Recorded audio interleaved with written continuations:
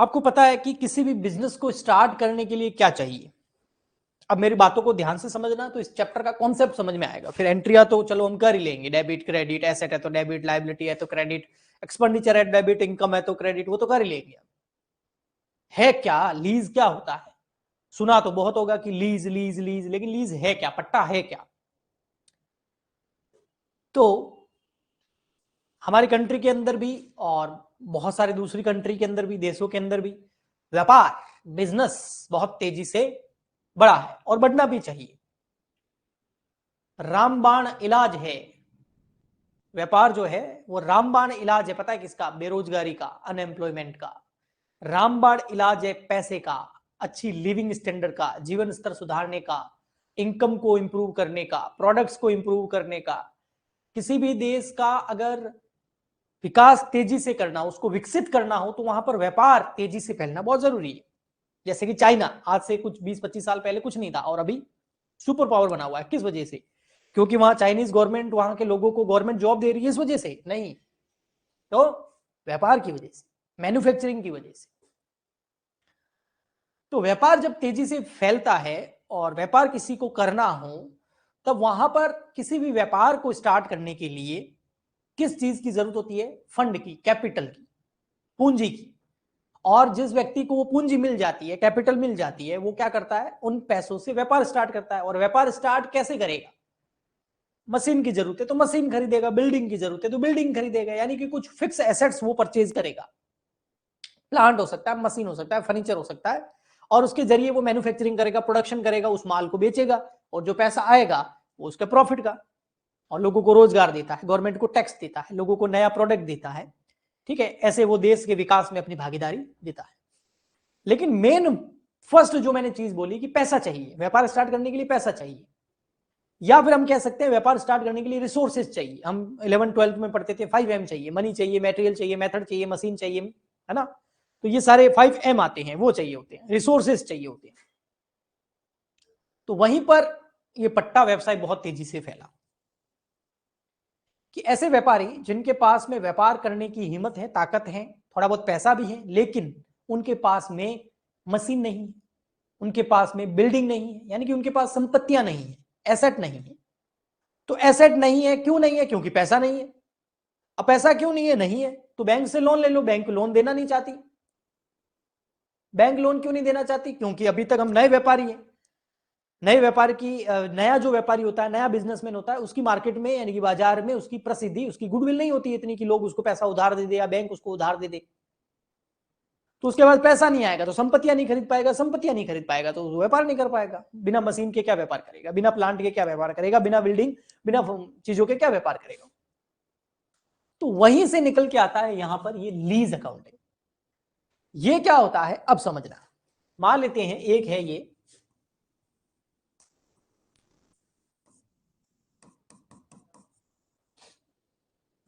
Mister विजय। विजय जो है वो विजय प्राप्त करना चाहता है क्योंकि वो व्यापार करना चाहता है, लोगों को रोजगार देना चाहता है, देश के विकास में अपना योगदान देना चाहता है, गवर्नमेंट को टैक्स देना चाहता है, अब खुद प्रॉफिट कमा के अपने जीवन स्तर को सुधारना चाहता है, लोगों के जीवन स्तर को सुधारना चाहता है। कुल मिला के व्यापार, इन सब चीजों को एक शॉर्ट वर्ड में बोला जाता है व्यापार। वो ये करना चाहता है, लेकिन इसके पास पूंजी की कमी है, कैपिटल नहीं है, पूंजी नहीं है, फंड नहीं है, उसको आवश्यकता है। पूंजी नहीं है, फंड नहीं है, पैसा नहीं है, तो एसेट भी नहीं है। और जब तक संपत्ति नहीं आएगी व्यापार कैसे करेगा? तो यहां पर एक और व्यक्ति है, व्यक्ति हो सकता है, संस्था हो सकती है, दोनों हो सकते हैं, है ना? व्यक्ति मान लेते हैं मिस्टर राम। मिस्टर राम ने बोला देख भाई, तेरे को मैं पैसे उधार तो नहीं दे सकता। क्यों? किसको बोल रहा है? विजय को। विजय ने बोला भाई साहब राम जी, आपके पास तो खूब पैसा पड़ा है, कुछ मेरे को दे दो, मैं व्यापार करूंगा और उसके बाद में आपका पैसा भी लौटा दूंगा, उसके ऊपर ब्याज भी दूंगा। मिस्टर राम ने बोला नहीं, तू नया आदमी है, मेरे को तेरे पे इतना पैसा नहीं दे सकते उधार। हाँ, पैसा उधार नहीं दे सकते, लेकिन एक काम कर सकते हैं, मैं तेरे को पट्टा दे देता हूं। अब आप बोलोगे सर ये क्या चीज होगी, पट्टा दे देता हूं, लीज पे ले ले एसेट, ये क्या हो गया? इसमें क्या करेगा मिस्टर राम जो है ना, हाँ, वो इससे पूछेगा तेरे को कौन सी संपत्ति चाहिए बता, तू पैसे से संपत्ति खरीदेगा ना, इसने बोला हाँ, तेरे को कौन सी संपत्ति चाहिए, इसने बोला मेरे को एक मशीन चाहिए, मशीनरी चाहिए। ओके, कितने की है कि 10 लाख रुपए की है।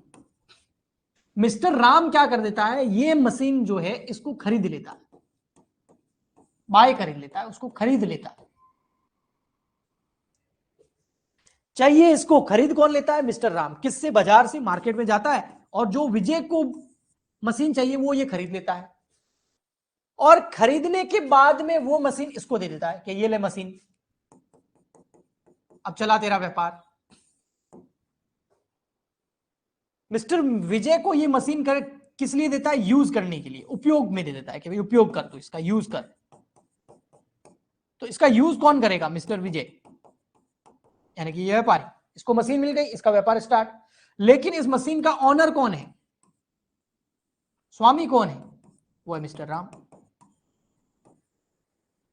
तो क्या मिस्टर राम ने इसको मशीन खरीद के दे दी और ये यूज कर रहा है, अपना मजे से व्यापार कर रहा है, हाँ, तो फ्री में देगा, नहीं।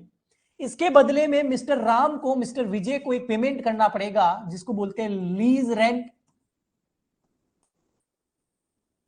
इस मशीन का किराया, रेंट इसको पे करना पड़ेगा, जिसको लीज रेंट बोलते हैं, मिनिमम रेंट भी बोलते हैं इसको, मिनिमम लीज रेंट, वो पे करना पड़ेगा इसको। मंथली, क्वार्टरली, ईयरली हो सकता है वो। तो ये व्यापार करेगा, पैसा कमाएगा, उसमें से इसको लीज जो रेंट है वो पे कर देगा मशीन का। यहां पर मिस्टर राम की रिस्क थोड़ी कम हो जाती है। अगर डायरेक्ट पैसा दे देता ना, तो हो सकता है ये जाके मिस्टर विजय अगर जाके मशीन खरीदता, मान लेते मिस्टर राम ने इसको 10 लाख रुपए दे दिए, ये 10 लाख रुपए लेके बाजार में गया, विजय मशीन खरीद ली, तो मशीन किसके नाम होती, विजय के नाम, तो राम को क्या मिलता, कुछ भी नहीं। अगर ये मना कर दे इंटरेस्ट वगैरह देने का, तो प्रॉब्लम हो जाएगी ना। अगर ये बोल दे मैं तो खा गया सब, अब क्या कर लेगा, कि मशीन तो बेच दी मैंने। अभी ये मशीन आगे बेच सकता है, नहीं बेच सकता, क्यों, मशीन इसके नाम की है ही नहीं, मशीन तो ओनर कौन है, मिस्टर राम है। तो मिस्टर राम की मशीन ये कैसे बेच सकता है, ये केवल यूज कर सकता है उसको। तो मिस्टर राम ने क्या, उसको एसेट लीज पे लेके दे दी, एसेट परचेज करी और उसको लीज पे दे दी, इसको बोलते हैं लीज। आपको डिफरेंस समझ में आ रहा होगा, एक पैसे देना और एक एसेट खरीद के यूज करने के लिए ले देना। तो यहां पर मिस्टर राम ने पैसे नहीं दिए, यहां एसेट खरीदी, कौन सी चाहिए, ये चाहिए, ये ले यूज कर इसको, लेकिन उसका ऑनर मिस्टर राम ही रहेगा। इसको बोलते हैं किसी एसेट्स को लीज पे देना, और ये उस एसेट को कुछ जितना एग्रीमेंट होगा उतने टाइम तक यूज करेगा, और तब तक रेंट का पेमेंट करता रहेगा। कितने टाइम तक यूज करेगा, जब तक वो एसेट खत्म नहीं हो जाती तब तक यूज करेगा। जिस दिन एसेट समाप्त हो गई तब तक ये भी अपना पूरा पैसा रिकवर कर लेगा। तो इससे रिस्क कम हो जाती है, और इसको एक नए तरीके से इसका व्यापार स्टार्ट हो गया, और ये व्यापार अपने इंडिया के अंदर बहुत तेजी से फल फूल रहा है। जिन भी लोगों के पास में संपत्तियां नहीं होती है वो लीज पे उठा लेते हैं, जिन लोगों के पास व्यापार करने के लिए रिसोर्सेज नहीं होते हैं, एसेट्स नहीं होती है, वो लीज पे उठा लेते हैं और रेंट पे करते रहते हैं, और पूरे जीवन काल वो उनकी संपत्ति होती है, लेकिन वो उसके ऑनर नहीं होते, ऑनर सामने वाला होता है। तो व्यापार चल पड़ता है ना। तो ये होता है लीज पे किसी संपत्ति को देना, और उसके पीछे का रीजन कि लीज क्यों किया जाता है। आया समझ में, बताइए, करेंगे तो समझ में आ जाएगा। लेकिन आज मैं आपको फाइनेंस लीज करा रहा हूं, वित्तीय पट्टा करा रहा हूं, कि इसमें होता क्या है।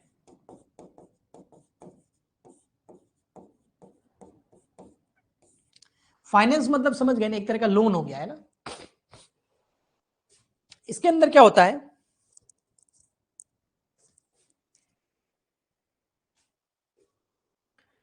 दो पार्टी होती है,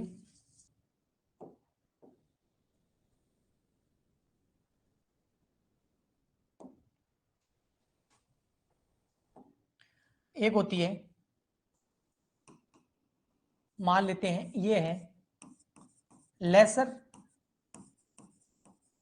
पट्टा दाता, और यहां कर लेते हैं लेसी।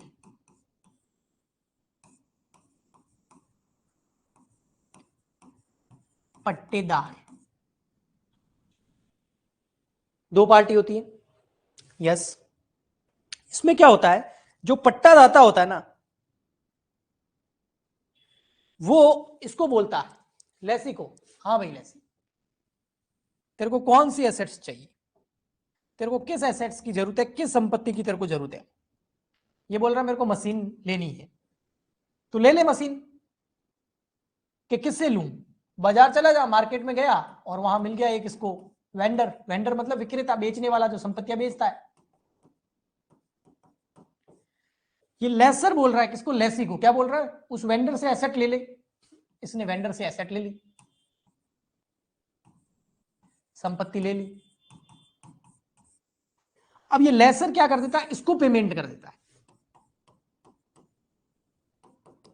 जो संपत्ति खरीदी है उसके बदले इसको पेमेंट कर देता है। और इन दोनों के बीच में क्या हो जाता है, लीज एग्रीमेंट। क्या हो जाता है, लीज एग्रीमेंट, पट्टेदारी पल्लेख जिसको हम बोल सकते हैं।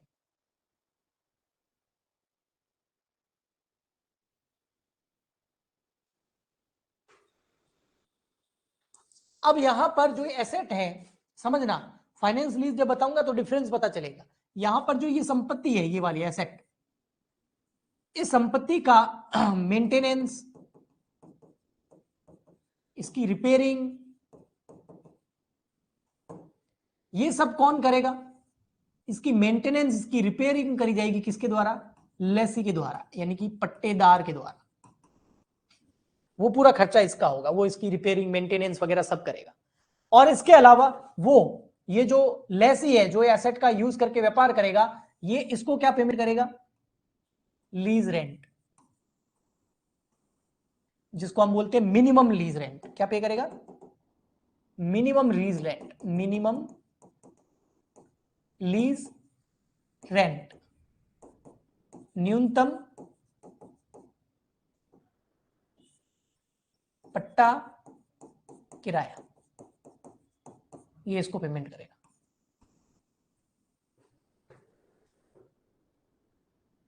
ओके, तो इसको बोला जाता है फाइनेंस लीज। यानी कि एक तरीके से इसने जो है इसको पैसे ही तो दिए हैं, लेकिन इसको नहीं दिए। किसको दे दिए, वेंडर को। संपत्ति जो है वो है किसके पास, लेसी के पास है, इसके पास है, बट इसकी मेंटेनेंस भी यही करेगा, इसकी रिपेयरिंग भी यही करेगा। लेकिन ये एसेट का ओनर कौन है, स्वामी, ये लेसर है। स्वामित्व तो ट्रांसफर नहीं हुआ है, यूज करने के लिए उसने हम कर रहे हैं फाइनेंस लीज, और इसके अंदर हम जनरल एंट्री कर रहे हैं, general entry in the books of lessor. Okay, हाँ जी। अब ये एक एक करके मैं फटाफट आपको करवा देता हूं। इसमें सबसे फर्स्ट एंट्री होती है asset given on lease, assets given on lease. जब संपत्ति जो है लीज पे दी जाती है, तो इसके लिए एसेट तो इसकी है, तो ये उसको क्या करेगा, लीज या लेसी लिख सकते हैं आप, लेसी ज्यादा सही रहेगा। लेसी का अकाउंट कर देगा डेबिट। लेसी का अकाउंट डेबिट क्यों करेगा, उसको संपत्ति दी है, पैसे दिए, तो उससे सब लेना है, तो इसके लिए संपत्ति है लेसर के लिए। तो lessee account debit to assets, assets गई उसके पास, गई थी इसकी लेकिन उसके पास गई, तो क्रेडिट।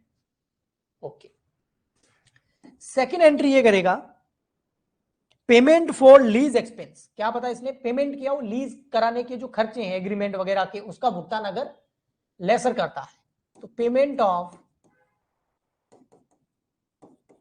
लीज एक्सपेंसेस, लीज के खर्चों का पेमेंट करेगा, तो एंट्री हो जाएगी expenses on lease account debit to bank. Third entry ये करेगा on receipt of down payment,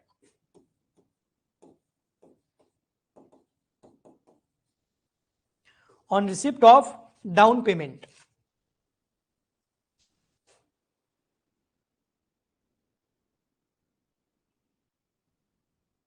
of down payment. जब वो गुड्स की डिलीवरी दे देगा ना, तो कुछ डाउन पेमेंट ये लेसी से लेगा, तब ये क्या करेगा, बैंक अकाउंट डेबिट करेगा, क्योंकि पैसा आ रहा है, कुछ पैसा ये लेसी से लेगा डाउन पेमेंट के रूप में।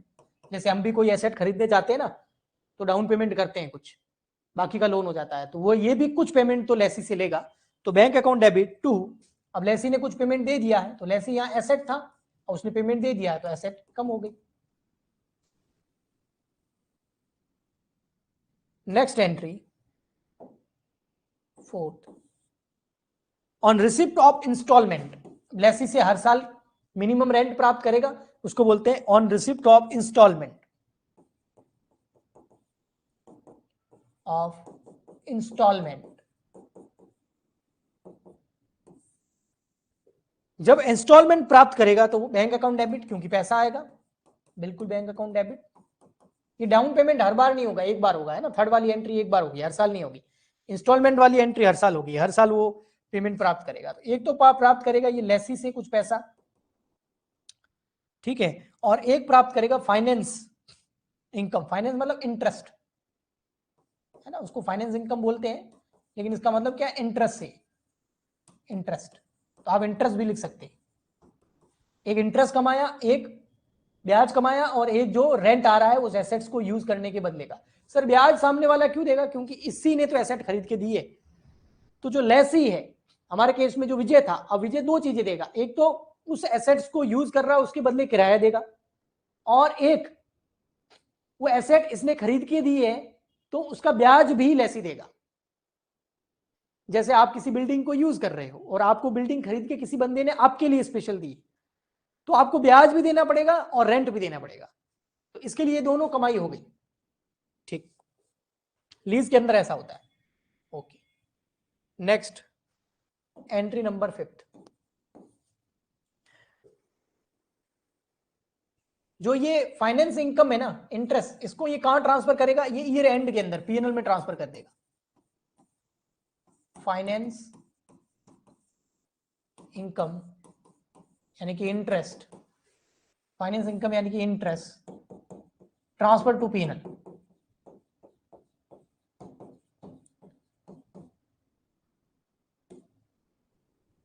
तो ये एंट्री करेगा इंटरेस्ट या फाइनेंस इनकम अकाउंट डेबिट, यहां क्रेडिट है तो यहां डेबिट हो जाएगा,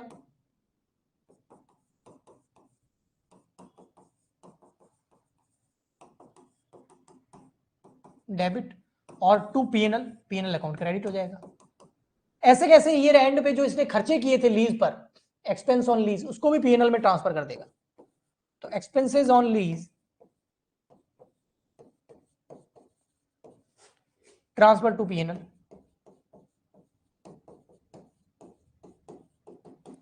तो इस केस में भी ये एक्सपेंस यहां डेबिट है तो यहां के क्रेडिट हो जाएंगे, पीएनएल अकाउंट डेबिट हो जाएगा, profit and loss account debit to expenses on lease.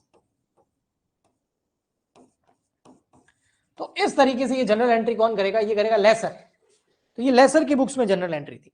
अब हम लेसी की बुक्स में भी जनरल एंट्री करते हैं। ओके, तो आइए करते हैं in the books of Lesi.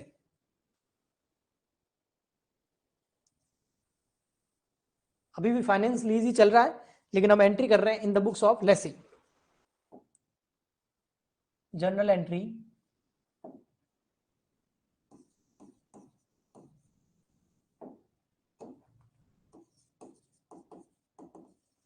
In the books of lessee. Lessee क्या करेगा, लेसी को ऐसे भी लिखा जाता है, लेसी, ऐसे लिखो, ऐसे लिखो, ठीक है। अब लेसी जो जनरल एंट्री करेगा वो भी लिख दो। सबसे पहले जब वो एसेट रिसीव करेगा, जब उसको संपत्ति मिलेगी,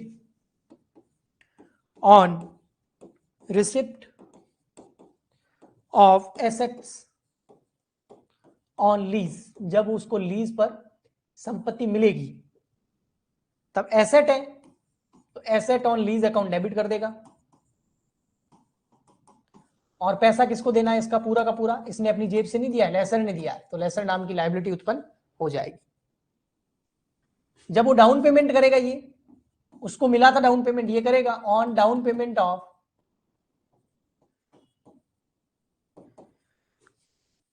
डाउन पेमेंट टू लेसर, उस लीज का जो डाउन पेमेंट होगा उसके लिए ये लेसर डेबिट हो जाएगा, लायबिलिटी खत्म क्योंकि इतना पैसा दे रहे हैं to bank. Third number, finance charge जब ड्यू होंगे, मतलब इंटरेस्ट जब ड्यू होगा,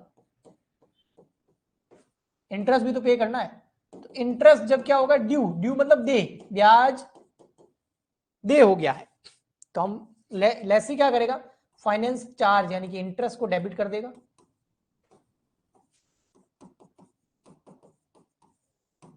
क्योंकि खर्चा है। टू बैंक नहीं करेगा, किसको देना है, लेसर को, तो टू लेसर, दिए थोड़ी अभी ड्यू हुए हैं, ठीक।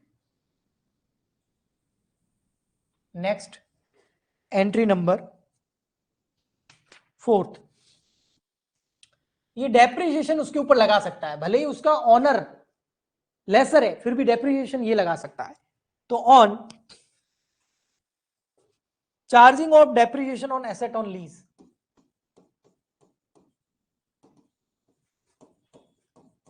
डेप्रिसिएशन किसको छूट मिलती है, डेप्रिसिएशन क्योंकि पूरी एसेट यही यूज करेगा ना, एंड में तो एसेट खराब हो जाएगी, लेसर ने अपने लिए तो ली नहीं है, इसको ही दिलाई है, तो इसकी संपत्ति मानी जाएगी और अकाउंटिंग पर्पज से मानी जाएगी, और इसके ऊपर डेप्रिसिएशन अलाउ है, तो यहां आ जाएगा depreciation account debit to asset on lease, जो भी लीज पे एसेट है उसका नाम आ जाएगा। अब पेमेंट करना पड़ेगा ना, on payment of lease rental, on minimum rent pay करना पड़ेगा ना, तो on payment of lease rental, जब लीज रेंटल का पेमेंट करेगा किसको करेगा, लेसर को, तो lessor account debit to bank, ये पेमेंट करने पे होगी। एंड में क्या करेगा, जो इसके खर्चे हैं उसको पीएनएल में ट्रांसफर कर देगा। खर्चे क्या है, एक तो फाइनेंस चार्ज और एक डेप्रिसिएशन, दो तरह के खर्चे हुए, एक तो इंटरेस्ट और एक डेप्रिसिएशन, तो डेप्रिसिएशन एंड फाइनेंस चार्ज मतलब ब्याज ट्रांसफर टू पीएनएल। अब ये दोनों इसके लिए खर्चे हैं, तो पीएनएल अकाउंट हो जाएगा debit, profit and loss account debit to depreciation account to finance charge, यानी कि टू इंटरेस्ट।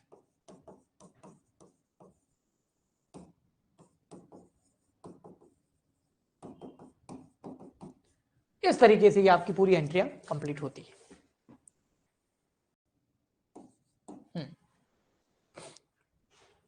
लीज तो है ही, सारी सिस्टम वही होगा जो लीज के अंदर होता है, एक लेसर होगा एक लेसी होगा, लेसर यानी कि पट्टादाता, लेसी यानी कि पट्टेदार। तो हम यहां पर एग्जांपल ले लेते हैं, इसको एग्जांपल से समझते हैं। देखो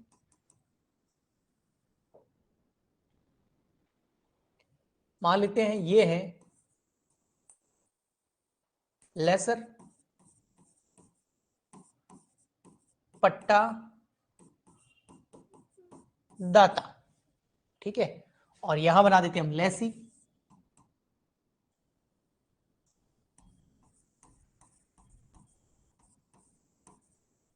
पट्टेदार,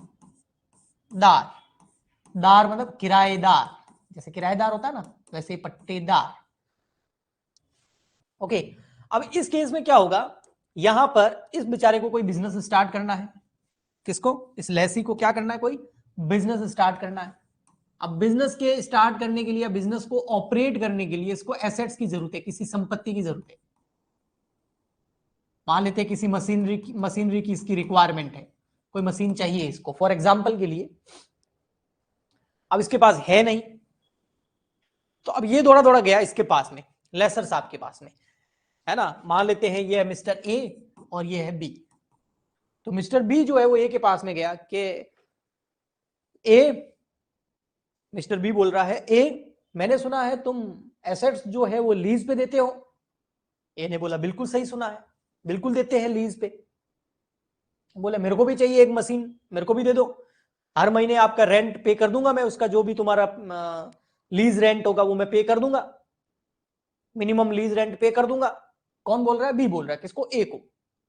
ए ने बोला ठीक है भैया, लो तुमको कौन सी जो है एसेट चाहिए, तुमको कौन सी मशीनरी चाहिए, तो बी ने बता दिया। ए अब क्या करेगा इस बार, ए इस बार क्या कर रहा है, देखो ए अलग कर रहा है। ए जो है वो गया वेंडर के पास, वेंडर मतलब विक्रेता,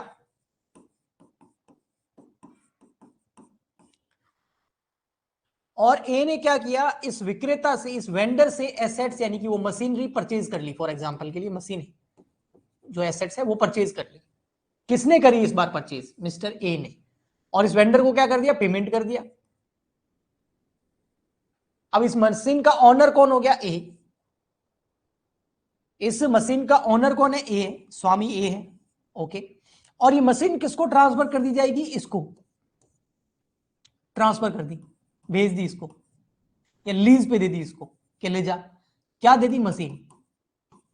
अब बी के पास में क्या आ गई, मशीन, बी उससे बिजनेस करेगा और इसको क्या देगा, लीज रेंट। अब आप बोलोगे कि सर फिर डिफरेंस क्या हुआ, फाइनेंस लीज में और ऑपरेटिंग लीज में डिफरेंस क्या हुआ। डिफरेंस एक तो आपको मैंने दिखा दिया, इस बार एसेट कौन परचेज कर रहा है, लेसर कर रहा है। फाइनेंस लीज के अंदर एसेट कौन परचेज करता था, यही परचेज करता था, ये तो केवल उसको वेंडर को पेमेंट कर देता था। पहला डिफरेंस। दूसरा अब आ रहा है, यहां पर इस एसेट्स की ऑनरशिप इसके पास में है। तो सर कोई बोले कि ऑपरेटिंग लीज में, फाइनेंस लीज में भी ऑनरशिप तो इसके पास ही होती थी, लेकिन यहां पर ये जो एसेट बी को दी जा रही है, ये लाइफ टाइम के लिए नहीं दी जा रही। ये जो एसेट ट्रांसफर की जा रही है, ये not for life time, life time के लिए नहीं दी जा रही, ये कुछ फिक्स टाइम के लिए दी जा रही, हमेशा के लिए नहीं। फाइनेंस लीज में क्या होता था, इसके पास जो एसेट होती थी लेसी के पास, वो हमेशा के लिए रहती थी, जब तक वो संपत्ति बंद नहीं होगी, खराब नहीं होगी, वो पूरी खत्म नहीं हो जाएगी, तब तक ये उसका यूज करता था और रेंट पे करता था। यहां ऐसा नहीं है, यहां टाइम पीरियड होगा, 1 साल, 2 साल, 3 साल, 4 साल, वो एग्रीमेंट में लिखा हुआ होगा। तो केवल कुछ फिक्स टाइम पीरियड के लिए एसेट दी जाएगी, तब तक ये लीज रेंट पे करेगा। उसके बाद ये एसेट वापस ले लेगा अपने पास में, किसी और को लीज पे दे देगा।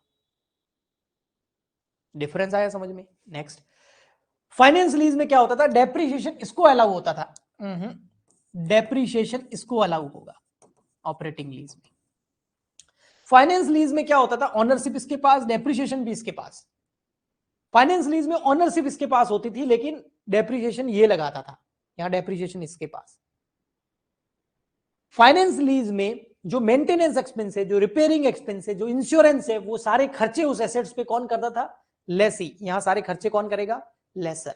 तो जो भी एसेट्स के ऊपर इंश्योरेंस का खर्चा है, चाहे वो इंश्योरेंस हो, चाहे वो मेंटेनेंस हो, चाहे वो रिपेयरिंग हो, वो सब एसेट की पूरी देखभाल की जिम्मेदारी ए की। बट फाइनेंस लीज में एसेट की जिम्मेदारी पूरी बी की होती है, ए तो केवल उसका ऑनर होता है। यहां पर ऑनर भी ये, डेप्रिसिएशन भी इसको मिलेगा, इंश्योरेंस का खर्चा भी ये करेगा, बस मेंटेनेंस का खर्चा भी ये करेगा, रिपेयरिंग का खर्चा भी ये करेगा, और कुछ टाइम के लिए एसेट दे दिए, तब तक लीज रेंट प्राप्त करेगा। वो टाइम पीरियड खत्म होने के बाद में एसेट अपने पास ले लेगा, किसी और को लीज पे दे देगा। बट फाइनेंस लीज में ये सब नहीं होता। तो ऑपरेटिंग लीज कौन सा होता है, जो नॉट अ फाइनेंस लीज, जो फाइनेंस लीज नहीं होता वही क्या होता है, ऑपरेटिंग लीज होता है। ओके, आया समझ में। बताइए, इसकी जनरल एंट्री करा देता हूं फिर।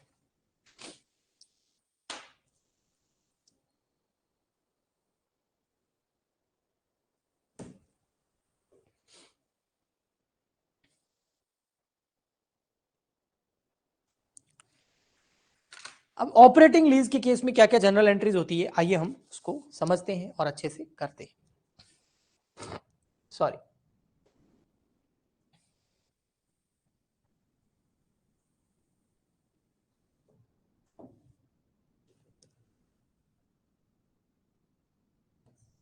जनरल एंट्रीज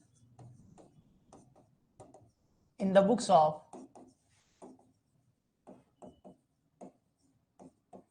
lesser किस केस में कौन सा लीज है? In case of operating lease, in case of operating lease. Good evening Lalit. Lease वाला चैप्टर चल रहा है और इसके जो 1-2 लेक्चर हो गए हैं वो तेरे को लाइव क्लासेस वाले टैब में मिल जाएंगे। अगर कोई प्रॉब्लम आती है तो मॉर्निंग में 10 बजे के बाद में कॉल कर देना, तेरे को समझा दिया जाएगा। ओके, लेक्चर ढूंढने में। ओके, अब आइए यहां पर ऑपरेटिंग लीज के केस में लेसर, यानी कि हमारे इस केस में कौन है? बी। उसकी बुक्स में क्या क्या एंट्री होती है? इसमें सबसे फर्स्ट एंट्री होगी on purchase of assets, on purchase of assets.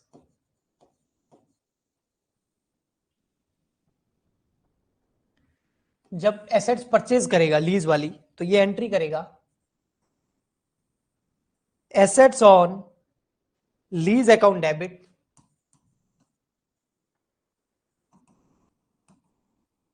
Assets ने लीज को दे दी, और ये एसेट जो इसने लीज पे दी है वो किससे खरीद के दी है? तो जिससे खरीद के दी है उसको पेमेंट तो किया ही होगा, तो टू बैंक। और अगर पेमेंट नहीं किया, उधार खरीद रहा है, तो टू सप्लायर। भाई मिस्टर बी ने वेंडर से, विक्रेता से एसेट्स खरीदी होगी ना, तो अगर वेंडर को पेमेंट कर दिया है तो टू बैंक, अगर पेमेंट अभी तक नहीं किया है तो उसका नाम आ जाएगा, क्योंकि उधार है, लायबिलिटी होगी हमारे लिए। नेक्स्ट है assets given to lessee on lease. जब एसेट्स किसको दी जाएगी? लेसी को। क्यों दी जाएगी? लीज पर। जब पट्टे पर मिस्टर बी को, मिस्टर बी नहीं, ये मिस्टर ए की बुक्स में है, आप लोग भी, ये तो ए है ना, हाँ, बी कहां से आ गया? लेसर तो ए था ना हमारे इस एग्जांपल में, ये देखो, बोला भी नहीं मेरे को, ए था ना, ए लेसर है ना, इसकी बुक्स में कर रहे हैं। ओके, हाँ, तो जब ए जो है वो लीज पे किसको एसेट्स देगा? बी को। बी कौन है? लेसी। तो लेसी को जब वो एसेट्स ट्रांसफर करेगा तो उसकी क्या एंट्री होगी? तो देखो बेटा, नो एंट्री, कोई एंट्री नहीं होती। एसेट्स को लीज पे देने की कोई एंट्री नहीं होती, केवल परचेज करने की एंट्री होती है, क्योंकि ये ऑपरेटिंग लीज है। फाइनेंस लीज होता तो एंट्री होती। हाँ, पर रेंट तो रिसीव करेगा ना, लीज रेंट तो रिसीव करेगा, तो on receipt of lease rental, on receipt of lease rental, lease rent receive करने पे ये क्या एंट्री करेगा? इसको रेंट मिलेगा तो बैंक अकाउंट डेबिट, क्योंकि पैसा आया। और टू क्या कर देगा? Lease rental. लीज रेंटल को क्रेडिट क्यों किया? क्योंकि ये इसके लिए इनकम है, इनकम है ना, आय है। नॉमिनल रूल, जो भी इनकम होती है, लाभ होता है, उसको क्रेडिट किया जाता है। ओके, नेक्स्ट, और क्या एंट्री करेगा? डेप्रिसिएशन अलग होता है इसको, है ना, on charging of depreciation on asset,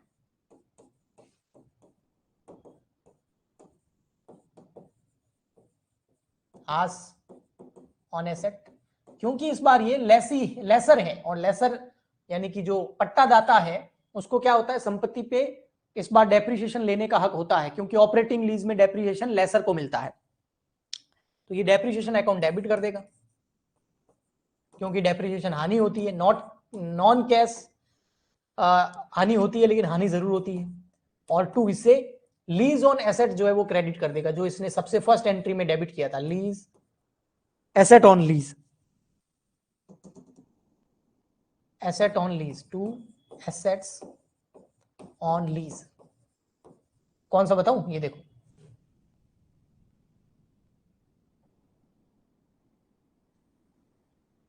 ये देखो, ये एसेट ऑन लीज है ना, ये डेबिट हुआ, संपत्ति थी, डेप्रिसिएशन लगाएंगे तो संपत्ति कम होती है, संपत्ति का ह्रास होता है, तो क्रेडिट कर दिया।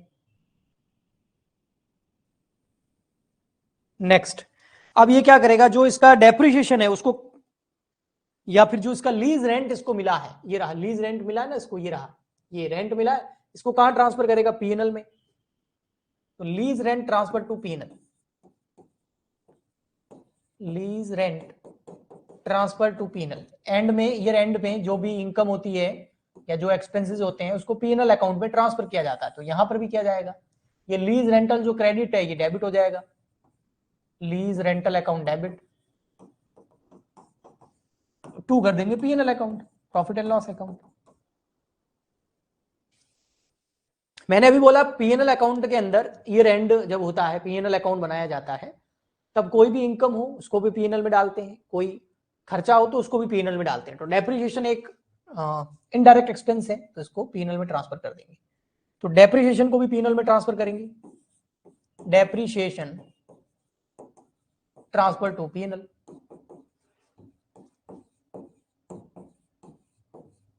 पीएनएल अकाउंट, डेप्रिसिएशन देखो यहां पर डेबिट है ना, तो यहां क्रेडिट हो जाएगा टू डेप्रिसिएशन,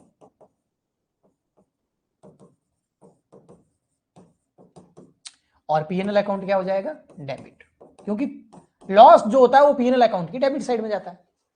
ओके, बताओ, ये लेसर की बुक्स के अंदर जनरल एंट्री हो गई। अब हम लेसी की बुक्स में करेंगे, बताओ जल्दी से।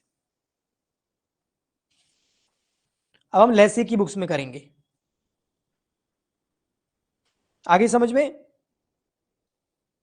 करो रिप्लाई फटाफट, फिर लेसी की बुक्स में भी हम जनरल एंट्री कर देते हैं।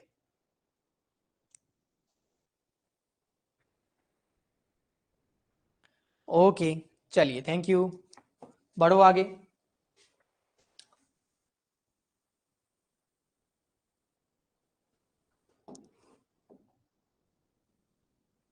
General entries in the books of lessee। कौन सा लीज चल रहा है, ऑपरेटिंग लीज, और हमारे एग्जांपल में लेसी कौन था, बी, पट्टेदार कौन था, बी, बिजनेसमैन कौन था, बी। ओके, सबसे फर्स्ट एंट्री जो इसमें होती है इसकी बुक्स में, वो वैसे होनी चाहिए on receipt of asset on lease.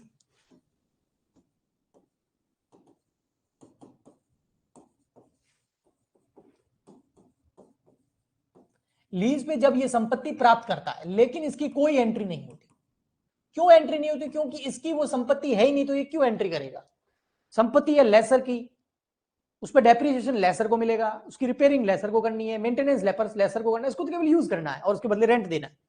तो ये अपनी बुक्स में क्यों दिखाएगा उसको। अगर आप किसी मकान को किराए पे लेते हैं, जैसे फॉर एग्जांपल के लिए कोई बिजनेसमैन है, उसने किसी बिल्डिंग को किराए पे लिया हुआ है, तो वो अपनी बैलेंस शीट में उस बिल्डिंग को दिखाएगा क्या, वो क्यों दिखाएगा, उसकी थोड़ी है बिल्डिंग। तो सेम चीज यहां पर भी है, तो ये भी कोई एंट्री नहीं करेगा, एसेट को डेबिट करेगा ही नहीं। लेकिन फाइनेंस लीज में करना पड़ता है, क्योंकि फाइनेंस लीज के अंदर लाइफ टाइम एसेट मिल जाती है, ऑनरशिप नहीं मिलती, लेकिन डेप्रिसिएशन लगाने का हक मिल जाता है, रिपेयरिंग का, मेंटेनेंस का खर्चा करना पड़ता है। लेकिन ऑपरेटिंग लीज में इसकी कोई एंट्री नहीं होगी। नेक्स्ट आता है on payment of lease rental, हाँ इसकी जरूर होगी, on payment of lease rental. Lease rental का जब पेमेंट किया जाता है तो उसकी एंट्री क्या होगी। इसके लिए लीज का जो रेंट पे कर रहा है, यानी कि किराया पे कर रहा है, वो तो खर्चा है, तो lease rental account debit, to कर देगा बैंक। ओके, पे कर दिया। नेक्स्ट, अब जो ये लीज रेंट है इसको कहां ट्रांसफर किया जाएगा, पीएनएल में, ये रेंट के अंदर। डेप्रिसिएशन इसको अलाउ होता नहीं, रिपेयरिंग इसको करनी नहीं पड़ती, मेंटेनेंस इसको करना नहीं पड़ता, इंश्योरेंस का खर्चा इसको करना नहीं पड़ता, तो जो लीज रेंट है उसको सीधा पीएनएल में ट्रांसफर कर देगा, ट्रांसफर टू पीएनएल।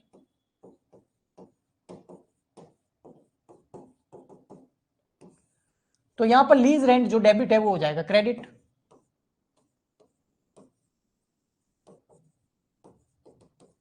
और पीएनएल अकाउंट हो जाएगा डेबिट, क्योंकि ये उसके लिए खर्चा है और खर्चा पीएनएल अकाउंट के डेबिट में चला जाएगा। बस ये तीन एंट्री, दो एंट्री करेगा, फर्स्ट तो करेगा भी नहीं, हर बार लीज रेंट का पे करेगा और उसको पीएनएल में ट्रांसफर कर देगा, बस हो गया ऑपरेटिंग लीज। आया समझ में? अब इन दोनों के बीच में एक डिफरेंस करवा दूं मैं, फटाफट रिप्लाई कर दूं, फिर मैं इनके बीच का आपको डिफरेंस करवा देता हूं, फिर हमारे सीधे न्यूमेरिकल क्वेश्चन स्टार्ट होंगे।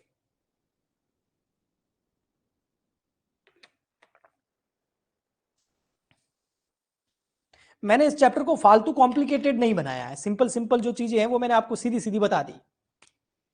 ताकि किसी प्रकार का कोई कंफ्यूजन रहे नहीं। ओके विक्की, सैजल, साहिल, पुष्पांजलि, साक्षी, थैंक यू। चलो अब हम कर लेते हैं डिफरेंस बिटवीन, और डिफरेंस भी कोई थ्योरी की तरह नहीं कराऊंगा, मैं इस तरीके से कराऊंगा कि आपको याद रहे, एग्जाम के अंदर समझ आ जाए और एग्जाम में वो याद करके आप अपनी लैंग्वेज में लिख पाए, मैं इस तरीके से आपको करवाऊंगा, ठीक है। ओके, तो हेडिंग डाल देते हैं डिफरेंस बिटवीन, दिख रहा है आपको? नहीं दिख रहा है, थोड़ा नीचे कर लेते हैं। हाँ, difference between finance lease and operating lease, finance lease और ऑपरेटिंग लीज में डिफरेंस। सिंपल सी टेबल बना देते हैं।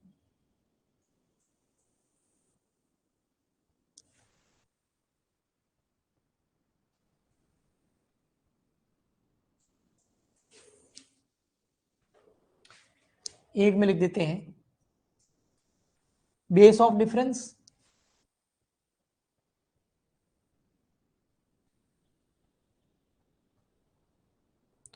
और फिर यहां कर देते हैं एक में ऑपरेटिंग और एक में finance.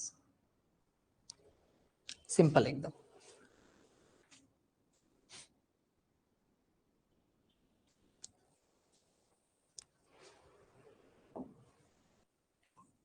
Finance lease, operating lease, परिचालन पट्टा, वित्तीय पट्टा, और यहां पर बेस ऑफ, बेस क्या है, ठीक है, उसका आधार क्या है, डिफरेंस का बेस क्या है। सबसे फर्स्ट जो मैं बेस ले रहा हूं वो है ownership of assets, ownership of assets, मतलब जो संपत्ति है उसका मालिकाना हक किसके पास में रहता है। तो इसमें कोई डिफरेंस नहीं है दोनों में, इसमें किसके पास रहता है, लेसर के पास। फाइनेंस लीज में किसके पास, लेसर के पास, और इसमें भी किसके पास रहता है, लेसर के पास। तो नो डिफरेंस, और ये हमें पता होना चाहिए। नेक्स्ट, डेप्रिसिएशन कौन क्लेम करता है, डेप्रिसिएशन, डेप्रिसिएशन हास कौन लगाता है इस पे, फाइनेंस लीज में कौन लगाता है, लेसी लगाता है, और इसमें कौन लगाता है, लेसर लगाता है। यस, है ना, पट्टेदार लगाता है, पट्टेदार, पट्टा दाता लगाता है। इसके अंदर टेन्योर क्या होता है लीज का, टेन्योर ऑफ लीज, टेन्योर मतलब लीज की अवधि, पट्टे की अवधि, कितने टाइम के लिए एसेट ट्रांसफर की जा रही है उसकी अवधि क्या होती है। इसमें लाइफ टाइम के लिए एसेट ट्रांसफर कर दी जाती है, लाइफ टाइम, किसकी लाइफ, उस एसेट्स की लाइफ, संपत्ति की जो पूरी जिंदगी है, 10 साल 5 साल जो भी उसकी लाइफ है, वो पूरी की पूरी, उस पूरी लाइफ तक, उस एसेट्स की पूरे जीवन काल तक, उसकी जिंदगी तक उसको कौन यूज करता है, लेसी यूज करता है। और इसमें फिक्स्ड टाइम होता है, फिक्स्ड पीरियड, टाइम तो सही नहीं, फिक्स पीरियड बोल सकते हैं, टाइम वर्ड सही नहीं, फिक्स पीरियड, यहां तो लाइफ टाइम बोल सकते हैं, चलो फिक्स पीरियड को एक निश्चित अवधि तक किया जाता है, 1 साल 2 साल, और उसके बाद में वो एसेट्स वापस ले ली जाती है लेसर द्वारा, और बाद में उसको किसी और को लीज पे दिया जाता है। नेक्स्ट आता है मेंटेनेंस और रिपेयरिंग का क्या मामला है। 4th नंबर, मेंटेनेंस और रिपेयरिंग, रखरखाव और मरम्मत कौन करता है, इसमें विचारा करता है लेसी। यस, लेसी लिखा है देखो मैंने, पट्टेदार, किराएदार, और इसमें कौन करता है, लेसर, पट्टादाता, मालिक जो उसका ओनर है। इंश्योरेंस कौन पे करता है? इंश्योरेंस लायबिलिटी, ये मेंटेनेंस एंड रिपेयरिंग लायबिलिटी एक तरह की, और इंश्योरेंस भी एक तरह की लायबिलिटी है।